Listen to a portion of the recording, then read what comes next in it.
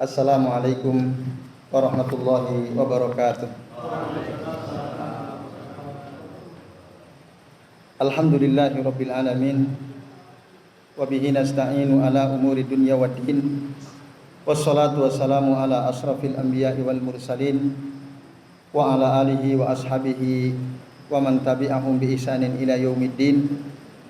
Asyhadu an la ilaha illallah wahdahu la syarikalah wa asyhadu anna Muhammadan abduhu wa rasuluh. Allahumma shalli wa sallim wa barik ala Muhammad wa ala ali Muhammad kama shallaita wa barakta ala Ibrahim wa ala ali Ibrahim fil alamin innaka Hamidum Majid. Amma ba'du. Bapak-bapak dan ibu-ibu ya serta hadirin hadirat sekalian, a'azani Allah wa iyyakum ajmain. Alhamdulillah pada kesempatan maghrib hari ini atas izin Allah kita bisa berjumpa kembali untuk melanjutkan ngaji kitab At-Tauhid alladzi huwa haqqullah 'alal 'abid.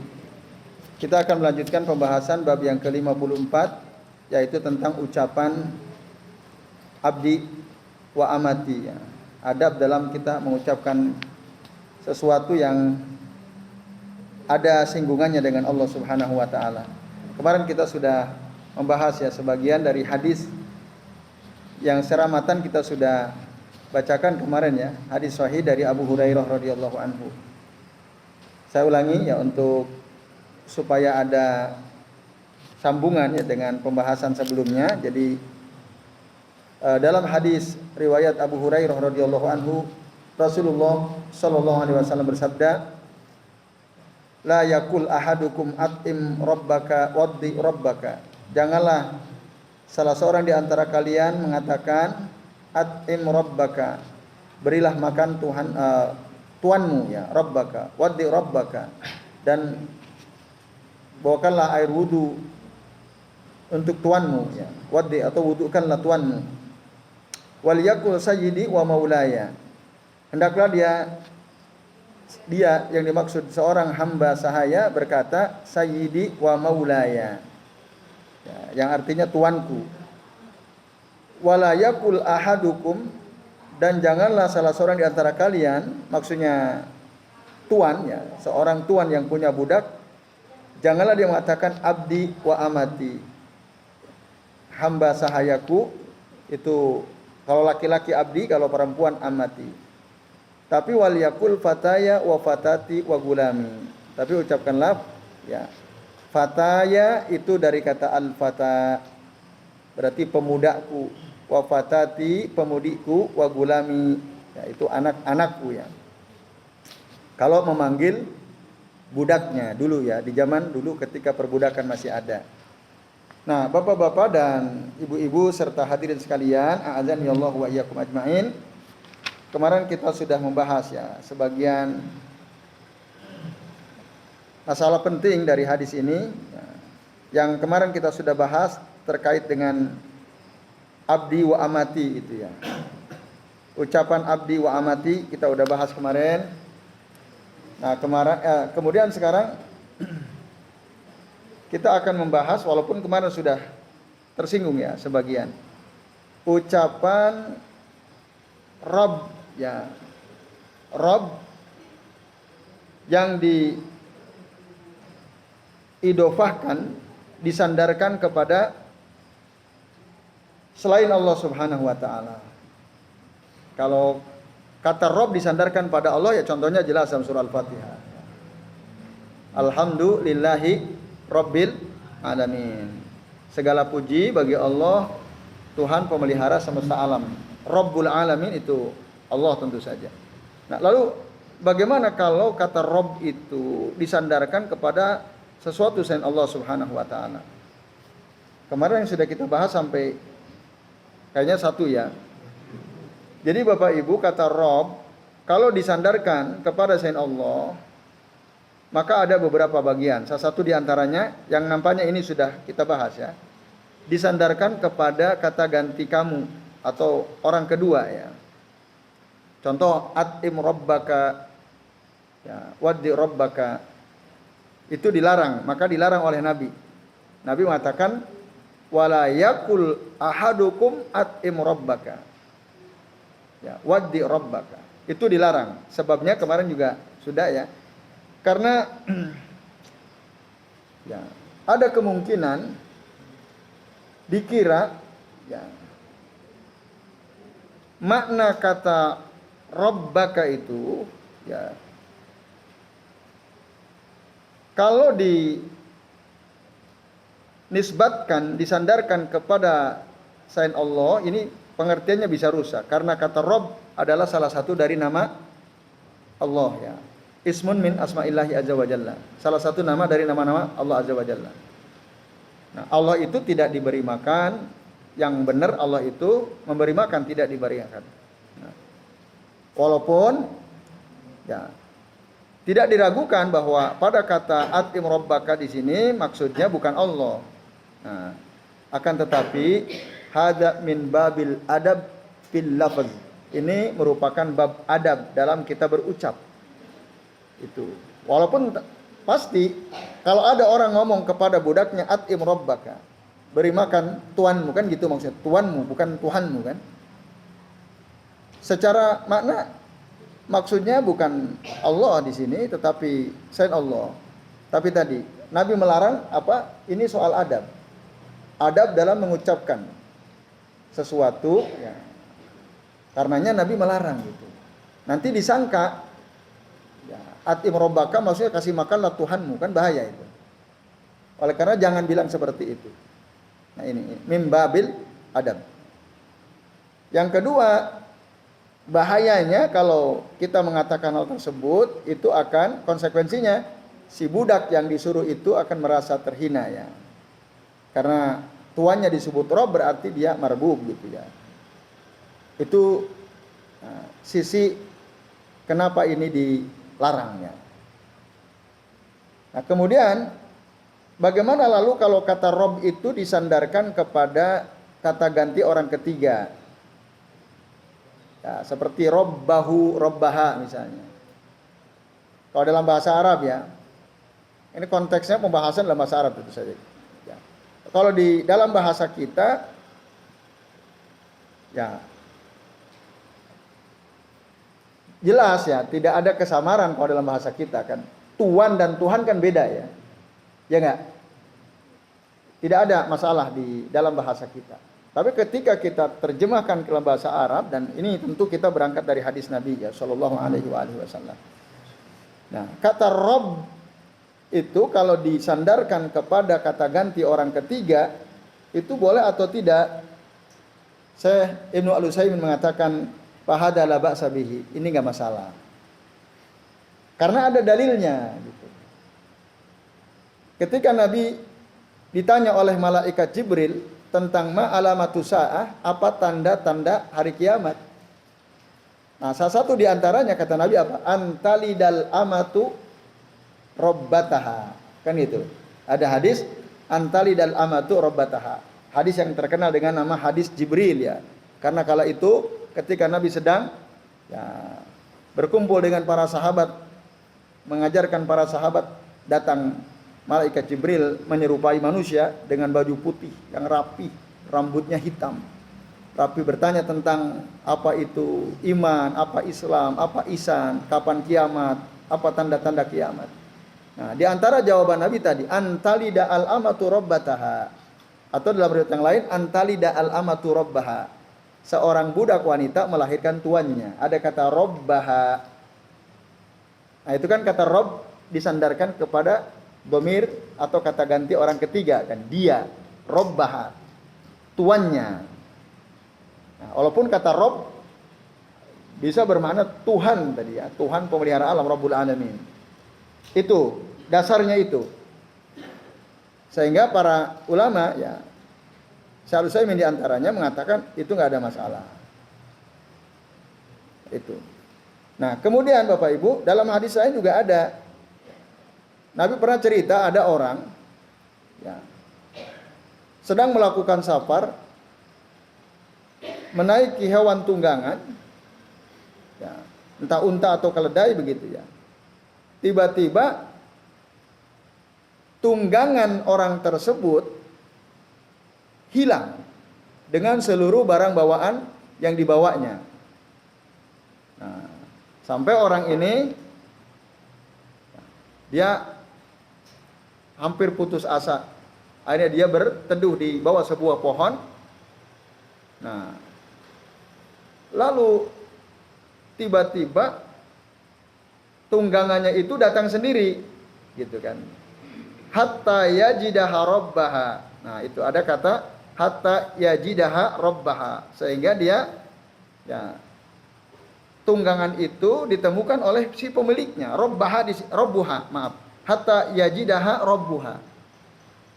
Sampai si hewan tunggangan ini ditemukan oleh pemiliknya. Rob di sini pemilik.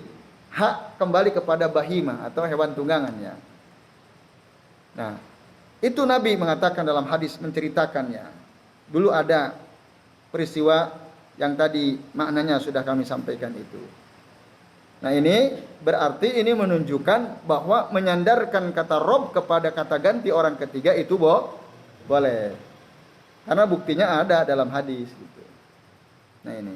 Walaupun ada sebagian orang mengatakan ya, hadis tentang hewan tunggangan yang hilang itu kan dalam konteks hewan gitu. Dalam konteks bahima. Hewan itu ini nggak ada masalah karena apa? Karena hewan itu kan tidak menyembah. Ya, hewan itu kan tidak merendahkan dirinya gitu di hadapan manusia gitu. Jadi nggak ada masalah. Tapi kalau dinisbatkan kepada selain hewan, menurut sebagian ahlul ilmi ya, itu yang masih ada masalah. Tapi dijawab oleh Syekh Muhammad bin Shalih Al-Utsaimin rahimahullah, kata beliau, ya, tidak, antara manusia dan hewan sama saja. Ya. Tidak ada perbedaan dalam konteks apa? Penyembahan kepada Allah Subhanahu wa taala. Jangan dikira hewan itu tidak beribadah. Jangan kita mengira hewan tidak beribadah. Hewan pun beribadah. Mana dalilnya kalau hewan juga beribadah? Ya. Silakan dibuka ya di dalam Al-Qur'an. Itu ada ayat, nanti kami buka ya dalam Alam tarollaha yasjudu lahu. Nah, ini ya. Tidakkah kamu tahu bahwasannya Allah itu bersujud kepadanya man fis samawati wa man fil ardi. Makhluk yang ada di langit dan ada di bumi. Nah, ini. Oke, silakan buka dulu ya, saya cari ayatnya. Ya, yasjudu lahu. Nah, dalam surah Al-Hajj ayat 18, Bapak Ibu. Silakan dibuka itu ya. Dalam surah apa? Al-Hajj ayat 18. Nah, itu jelas ya. Di sana dikatakan, Bapak Ibu dan sekalian ya, alam taro, ya ada ya, anallah ya, ada yang ketinggalan. Alam taro annallaha yasjudu lahu man fis samawati wa man fil ardi. Nah, tidakkah engkau tahu bahwasannya ya, Allah itu bersujud kepadanya siapa yang ada di langit dan yang ada di bumi. Annallaha yasjudu lahu man fis samawati wa man fil ardi. Wasyamsu wal qamaru wan nujumu wal jibalu wasyajaru. Ya, wal jibalu wasyajaru wad dawabu. Nah, kan disebut semua tuh. Jadi bersujud kepada Allah termasuk matahari, bulan, bintang-bintang, gunung, pohon, nah, termasuk hewan-hewan yang melata yang ada di atas muka bumi. Nah, ini. Wa kasirun minan nasi, nah, tetapi kebanyakan manusia dan wa kasirun minan nas, dan termasuk kebanyakan manusia juga bersujud kepada Allah Ta'ala. Wa kasirun haqqu alaihil azab.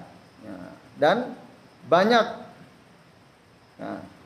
juga di antara manusia yang pantas mendapatkan azab dari Allah Subhanahu wa taala. Jadi banyak juga yang bersujud, tapi banyak juga yang mereka pantas mendapatkan azab. Wa may yuhinillahu fama lahu mim mukrimin innallaha yaf'alu ma ma yasha. Maka barang siapa yang dihinakan oleh Allah Ta'ala, tidak akan ada yang memuliakan dia, ya. Dan sungguh Allah itu berbuat apa saja yang Allah kehendaki. Innallaha yaf'alu ma yasha'u, ya. Ini dalam surah Al-Hajj ayat 18. Bapak Ibu dan saudara sekalian, ayat ini menegaskan bahwa hewan-hewan pun bersujud. Tentu sesuai dengan cara masing-masing. Cuma kita nggak ngerti caranya gimana. Tapi Allah sudah memberitahu, mengabarkan kepada kita, hewan pun bersujud. Dalam ayat yang lain nanti semua bertasbih. Tasbih ibadah apa bukan? Nah, ibadah. Tapi memang kita nggak tahu gitu ya. Nah ini bapak-bapak dan ibu-ibu serta hadirin sekalian, a'adzani Allah wa iyyakum ajmain, ya. Jadi misalnya di dalam surah At-Taghabun, ya, Bapak sekalian, yusabbihu lillahi ma fis samawati wa ma fil ardh walahul mulku walahul hamdu wa huwa ala kulli syai'in qadir. Jelas. Bertasbih kepada Allah semua apa yang ada di langit dan yang ada di bumi. Ya, milik Allah lah segala kerajaan dan milik Allah lah segala pujian, dan Allah itu maha kuasa atas segala sesuatu. Nah, itu juga keterangan lain, termasuk tentu saja di dalamnya hewan-hewan juga bertasbih, ya. Nah, atau yang lebih jelas lagi ya, la yaqahuna, ya, tasbihahum itu ya. Apa lah? Gimana awalnya? Walakin la tafqahuna gitu ya. Nah, dalam surah Al-Isra ayat 44 ya. Allah Subhanahu wa taala berfirman, tusabbihu lahu, ya, as-samawati sab'u. Bertasbih kepada Allah langit yang 7 lapis itu, ya, wal ardu wa man fihinna, termasuk bumi juga bertasbih, dan semua apa yang ada di antaranya. Di antara keduanya, di langit, di bumi, semua bertasbih kepada Allah Ta'ala. Wa man fihinna, siapa yang ada di langit dan di bumi semua bertasbih kepada Allah. Wa in min syai'in illa yusabbihu bihamdihi. Tidak ada sesuatu pun kecuali pasti mereka itu bertasbih. Dia bertasbih kepada Allah. Walakin la tafqahuna tasbihahum. Tapi memang kalian nggak ngerti bagaimana tasbihnya mereka. Nah ini, jadi clear ya. Kalau ada orang mengatakan hewan enggak beribadah, dalam tanda kutip ya, beribadah, bertasbih, tasbih ibadah, bersujud. Nah itu. Ini untuk membantah sebagian orang mengatakan, oh kalau hewan enggak ada istilah ibadah untuk hewan, ada ya. Jadi mereka juga bersujud, mereka juga bertasbih. Nah, tapi kita nggak paham itu. Yaitu Bapak Ibu dan hadirin sekalian. Tapi poinnya adalah bahwa kalau kita sandarkan kata Rob kepada kata ganti orang ketiga, maka itu tidak ada masalah berdasarkan dalil tentang hadis Jibril tadi ya, antalida al-amatu robbaha atau robbataha. Baik, yang ketiga Bapak Ibu, kata Rob disandarkan kepada domir mutakallim, kata ganti orang pertama. Orang pertama berarti kan saya. Ya, saya. Maka misalnya ada seorang hamba mengatakan hada rabbi. Maksudnya ini tuanku kan gitu maksudnya. Lalu dia mengucapkan dengan kalimat hada rabbi. Ini boleh atau tidak? Nah, kalau kita melihat pada hadis yang ada dijadikan dasar pada pembahasan ini, nah, hada rabbi gitu ya. Nah, tapi Nabi mengatakan wal yakul sayyidi wa maulaya. Jadi lebih baik ucapkan sayyidi wa maulaya. Bukan Rabbi tapi sayyidi wa maulaya itu. Karena tadi ada kekhawatiran nanti yang mengatakan itu dia betul-betul merendahkan dirinya di hadapan tuannya yang dia sebut hada Rabbi, ini tuanku ya. Walaupun ada sebagian yang membolehkan karena ada di dalam Al-Qur'an surah Yusuf ayat 23. Nah, coba Bapak Ibu buka surah Yusuf ayat 23. Ya. Ada kata Rabbi di situ ucapan dari Nabiullah Yusuf alaihi salam kepada tuannya yang telah membeli beliau ya. Kan dulu Nabi Yusuf cemplungin sumur, ya kan? Lalu ketemu oleh kafilah gitu ya, yang lewat lalu dijual kepada seorang pejabat penting di negeri tersebut. Lalu dipelihara Nabiullah Yusuf alaihi salam. Nah, lalu terjadilah peristiwa yang sangat masyhur ketika Nabiullah Yusuf digoda oleh istrinya, isi pejabat itu yang dikenal katanya namanya Zulaikha itu ya. Nah, jadi waktu itu digoda di rumahnya, ya. Wa rawadathu allati huwa fi baitiha an nafsihi. Wa ghallaqatil abwab wa qalat hayta lak. Pintu dikunci lalu dipanggil, "Sini kamu wahai Yusuf." Qala ma'adallah. Yusuf mohon perlindungan kepada Allah. Innahu rabbi ahsana maswaya. Nah, itu ada kata innahu rabbi ahsana maswaya. Nah, yang disebut rabbi di situ ya, adalah tuanku. Setelah Yusuf mengucapkan ta'awud ya, ma'adallah tadi innahu rabbi, sesungguhnya dia tuanku. Kata rabbi sandarkan kepada domir mutakallimnya, aku tadi. Nah, sesungguhnya dia tuanku telah memperlakukan aku dengan baik. Itu Bapak Ibu dan hadirin sekalian, a'adzani Allahu wa iyyakum ajma'in. Jadi kata Rabbi di sini diucapkan oleh Nabi Yusuf. Ya. Kalau kita baca tafsir Al-Muyassar, nah dijelaskan oleh si penulis tafsir Al-Muyassar, yang dimaksud Rabbi di situ sayyidi, alladzi ahsana manzilati wa akramani. Dia adalah tuanku, sayyidi. Nah, itu tafsirnya. Kata Rabbi di situ sayyidi. Yang telah apa? Ahsana manzilati wa akramani, yang telah ya, apa? Memuliakan kedudukanku dan memuliakan aku. Diurus gitu ya. Maka Nabiullah Yusuf tidak mau berkhianat, berselingkuh dengan istrinya. Maka nggak mau beliau. Tentu atas perlindungan Allah Ta'ala. Nah, poin penting yang ada kaitan dengan bab yang kita sedang bahas di sini adalah kalimat innahu rabbi. Nah, ada kata innahu rabbi. Nah, sehingga sebagian ahlul ilm, sebagian ulama mengatakan bisa aja gitu kata rabbi sandarkan kepada domir mutakallim, rabbi, saya gitu, rabbi, tuanku. Nah, tapi tadi kalau kita kembali ke hadis ini ucapkan sayyidi atau wa maulaya gitu ya. Yaitu karena khawatir tadi kalau seorang budak mengatakan hada rabbi, khawatir dia betul-betul merendahkan dirinya, menghambakan dirinya kepada si tuannya ini. Tapi kalau hada sayyidi, hada maulaya, nah itu lebih aman. Lalu kenapa Nabiullah Yusuf alaihissalam mengucapkan innahu rabbi ahsana maswaya? Nah, kalau Nabi Yusuf sudah dijamin tidak mungkin beliau menghambakan dirinya kepada tuannya yang telah membeli dia dan menempatkan dia di rumahnya. Nah, maka dikatakan wahada muntafin. Ini enggak mungkin dinafikan ya. Nabi Yusuf tidak mungkin dia menuhankan tuannya. Makanya dia mengatakan hada rabbi ahsana maswaya. Wallahu a'lam bishawab.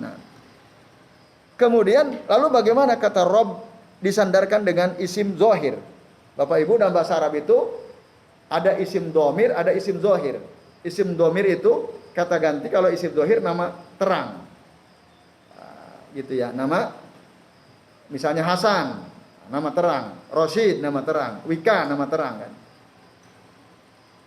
Hasan saya misalnya, Pak Wikan kamu kan gitu, Mas Rosid dia kan. Nah, itu kan, itu dia, kamu, saya namanya isim domir kata ganti. Kalau nama-nama tadi itu namanya isim zahir. Lalu gimana kata Rob dinisbatkan, disandarkan kepada nama terang? Misal Robbul Gulam, bukan kata ganti ya, Robbul Gulam, tuannya si anak itu, tuannya anak tersebut. Itu boleh atau tidak? Nah, itu ya, kata saya Ibnu Al-Utsaimin, fadhahirul hadis al-jawaz.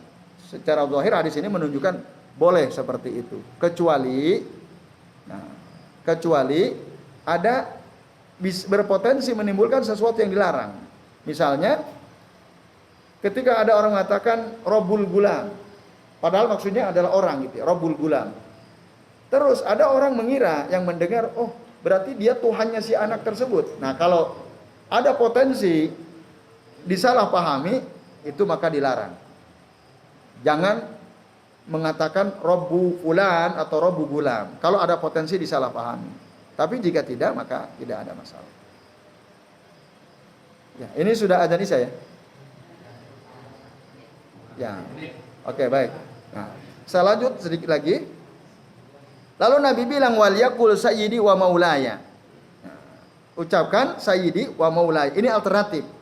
Jika Rabbi enggak boleh, maka yang boleh ketika si budak akan mengatakan ini tuanku, ucapkanlah sayyidi atau maulaya. Jangan katakan Rabbi. Itu yang alternatif yang diajarkan oleh Nabi sallallahu alaihi wasallam. Nah, ini Bapak-bapak dan ibu-ibu serta sekalian.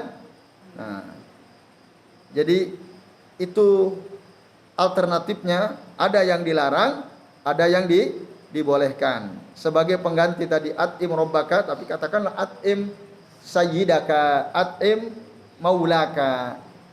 Itu alternatifnya. Jangan at'im rabbaka atau at'im rabbi, jangan. Nah, itu sekalian. Walaupun kata sayyid, nah ini penting juga yang kemarin sempat ditanyakan. Ya, makna asal kata sayyid itu adalah uluwul manzilah, kedudukan yang tinggi. Karena kata sayyid itu ya menunjukkan ketinggian, ya, kemuliaan, ya, dan yang seterusnya yang sejenis dengan makna itu. Kadang dimaknai diantaranya sayyid itu adalah raja, ya, atau suami, ya, atau orang yang dimuliakan, ya, itu. Misalnya sebagian kaum muslimin, ya, ketika menyebut nama Nabi SAW menggunakan Sayyiduna Muhammad SAW, itu dalam konteks memuliakannya. Atau suami juga bisa artinya sayyid. Nah, ini Bapak sekalian, azani Allah wa iyyakum. Tetapi kalau kata sayyid disebut secara mutlak, tidak disandarkan kepada kata apapun, itu ya tidak boleh dikatakan kecuali hanya untuk Allah Azza wa Jalla. Kalau kata sayyid disebut secara mutlak. Karena apa? Dalam hadis disebutkan as-sayyidu Allah. Sayyid itu adalah Allah. Nah, tapi kalau diidofahkan, disandarkan kepada yang lain, maka boleh. Ya. Contohnya misalnya dalam surah Yusuf juga ayat 25 ada kata wa alfaya sayyidaha ladal bab, ya. Jadi ketika Nabiullah Yusuf alaihissalam kan dikejar oleh istrinya, lalu pas buka pintu, mereka berdua mendapatkan ada sayyidaha. Sayyidaha itu maksudnya suami si Zulaikha itu. Ada di depan pintu. Ada kata sayyid. Al-Quran menggunakan kata sayyid dalam arti apa? Suami. Suami si wanita yang ada di rumah itu bersama Yusuf. Nah, ini Bapak Ibu dan sekalian. Nah, kemudian terakhir, ya, yang perlu diperhatikan. Oh, maaf. Tadi ya, kata sayyid kalau disebut secara mutlak itu nggak boleh kecuali hanya untuk Allah. Tapi kalau disandarkan kepada lain boleh. Contoh Nabi pernah mengatakan dalam hadis, ya, yang sahih apa kata Nabi? Ana sayyidu waladi Adam. Aku ini adalah sayyidu waladi Adam. Ya, pemimpin waladi Adam, yaitu anak Adam atau manusia. Yaumal qiyamah, kelak nanti pada hari kiamat. Nah, itu. Jadi ada kalimat sayyidu waladi Adam dinisbatkan kepada selain Allah, maka boleh mengatakan sayyid tadi. Jadi ini Bapak-bapak dan Ibu-ibu serta hadirin sekalian, a'adzani Allah wa iyyakum ajma'in. Ya. Sementara ini dulu, nanti insyaallah kita lanjut lagi sedikit lagi ya. Nanti sementara kita jeda azan dulu, azan Isya, nanti insyaallah kita lanjut lagi. Ya, silakan. Alhamdulillah Bapak Ibu, ya, kita sudah sampai di waktu Isya. Ya. Untuk memanfaatkan waktu dari azan sampai iqamah, ya. Sebelum ada sesi tanya jawab sedikit, ya, kami teruskan terkait dengan kata sayyid tadi, ya. Masyhur kita mendengar di masyarakat gitu ya, ada istilah sayyidah gitu ya. sayyidah.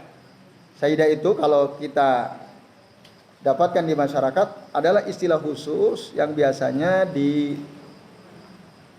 disematkan kepada seorang wanita yang itu ada ya nasabnya sampai ke Nabi ya, keturunan Nabi. Yang kaum laki-laki itu sebut Habib, kalau wanitanya sebut sayyidah gitu ya. Ada, faktanya ada itu di lapangan seperti itu.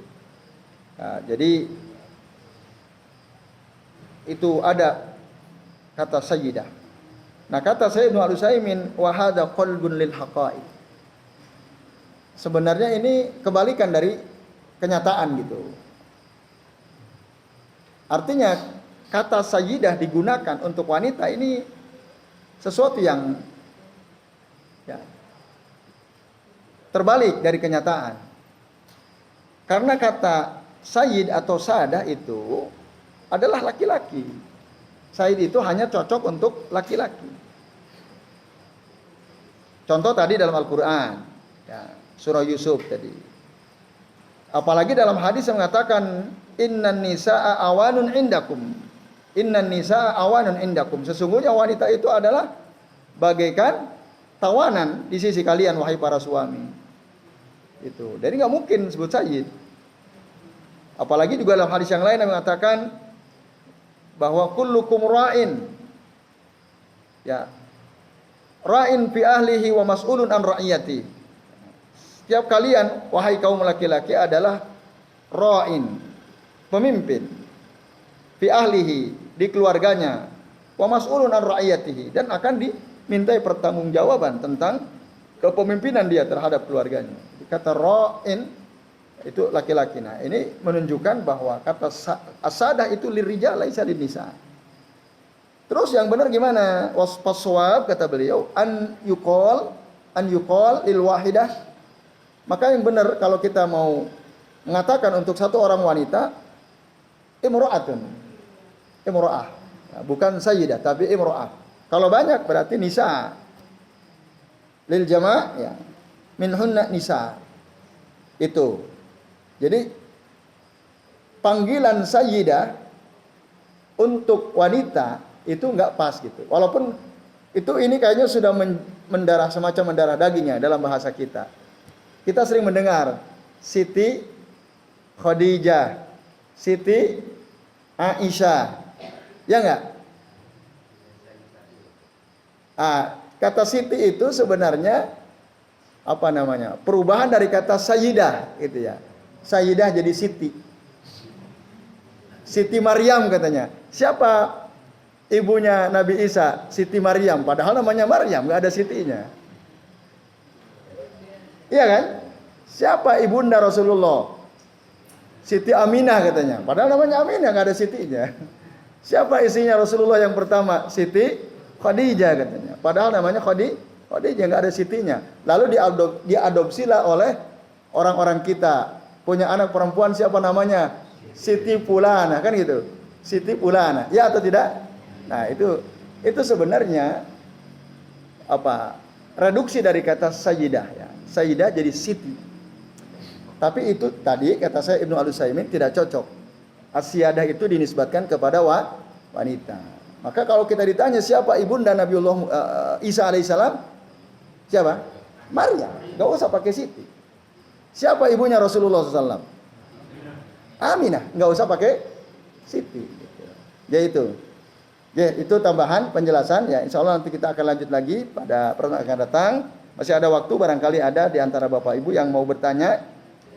Silakan. Pak Haris, silakan Pak Haris. Jadi nama-nama orang Indonesia, terutama yang pakai Siti, itu sebetulnya menyalahi atau enggak? Kemudian kalau di Arab, ya seperti ini tadi, Fatimah, tidak itu pakai Siti enggak? Ya. Terima kasih Pak. Ya terima kasih Pak Haris. Tidak ada, ya di sana nggak ada pakai Siti. Ya, nggak ada. Itu hanya ada di bahasa kita itu Siti. Ya. Lalu kalau ada orang namanya Siti Fulanah misalnya, Siti Nurhayati misalnya kan gitu. Siti apa lagi? Siti Rinawati misalnya, ya, terserah lah apa aja gitu ya. Itu kata Siti itu tadi diadopsi dari omongan orang-orang ketika menyebut wanita-wanita mulia yang ada disebutkan Al-Quran ya, atau dalam hadis ya, dengan mereka menambahkan dengan kata Siti. Itu asal usulnya dari kata Sayyidah gitu ya. Tapi tadi qalbun lil haqaiq, ini terbalik dari hakikat yang sebenarnya. Artinya kalau ditanya, benar nggak kalau kita ngasih nama anak perempuan kita dengan Siti Pulana gitu ya? Ya nggak benar, nggak usah gitu. Karena as-sada asyada itu lirijali salin nisa, bukan untuk wanita. Jadi lah terus kalau sudah terlanjur nama anak saya ada Sitinya piye ya? Udah kalau terlanjur sudah. Kita yang udah tahu ini nanti punya, mungkin Pak Haris punya anak, amin ya Pak Haris ya, punya cucu, jangan dikasih nama Siti gitu. Cukup kasih nama siapa terserah antum lah gitu ya, yang baik-baik. Ya itu Pak Haris. Wallahu a'lam bishawab. Gimana Pak? Sri. Kalau di Jawa Sri ya. Maksudnya apa Pak itu Pak Sri itu? Oh gitu ya. Oh Sri itu dari Siti juga? Ya wallahu a'lam ya. Ya itu. Sri Rahayu misalnya Pak ya. Oke, wallahu a'lam jika kemudian berubah dari Siti menjadi Sri gitu ya. Nah, tapi jika maksudnya tadi diambil dari kata Sayyid, nah itu sebenarnya ya tadi qalbun lil haqaiq, ya suatu hakikat yang terbalik gitu ya, terbalik karena kata Sayyid itu untuk kaum laki-laki. Masih ada Bapak Ibu? Monggo, Bapak Bang silakan.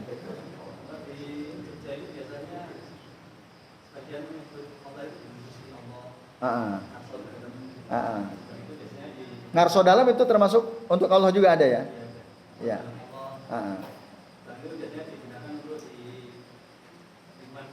Ya. Ya. Ya. Di Jawa Barat juga ada ya. Duh Gusti Nu Maha Suci gitu ya. Itu di Jawa Barat ada itu. Jadi Allah disebut Gusti gitu ya. Itu bagaimana? Gusti Pangeran ada juga. Pangeran maksudnya pangeran untuk Allah. Kalau pangeran untuk manusia ada juga? Oh, maksudnya menyebut nama Allah dengan pangeran. Tapi di sisi lain Gusti ngarso dalam juga digunakan untuk manusia yang dihormati gitu ya maksudnya. Ya mungkin kalau dalam bahasa Arab ya kata Rob itu. Kata Rob itu. Ya. Itu beda konsekuensinya dengan kata Rob ya, Gusti atau pangeran atau ngarso dalam gitu ya. Walaupun kata itu kadang-kadang digunakan untuk Allah, kadang-kadang digunakan untuk manusia. Ya.